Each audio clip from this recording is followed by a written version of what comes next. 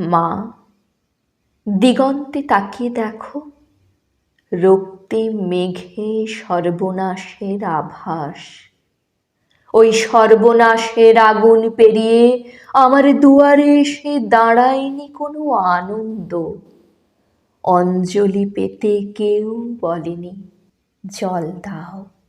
সারা জীবন আমাকেই তীব্র পিপাসায় চিৎকার করতে হয়েছে, জল দাও, জল দাও। চৈত্রের মধ্য দুপুরে পাখিরাও ডানা গুটিয়ে নেয়। দূর শহরের রাস্তায় বাবুদের ভিড় নেই। গাঁয়ের কুকুরগুলি ঢুকে যেতে চায় উঠোনের ছায়ায়। আমাকে এখন যেতে হবে দূর নদীর চড়ায়। বালি খুঁড়ে তুলে আনতে হবে ফোঁটা ফোঁটা জল।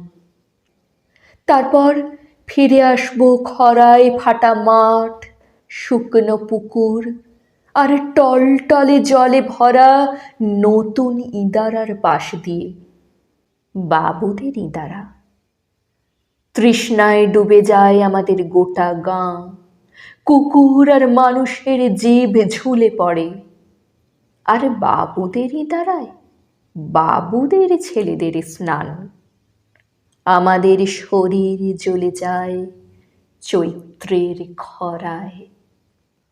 মা, আমি এক চণ্ডালিকা।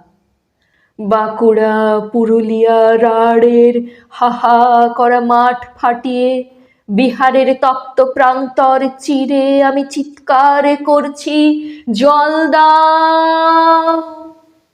আর আমার সারা শরীরের রক্ত উঠে আসছে মাথায়। মা, এক ফোঁটা জলের দাম আমাদের গোটা জীবন।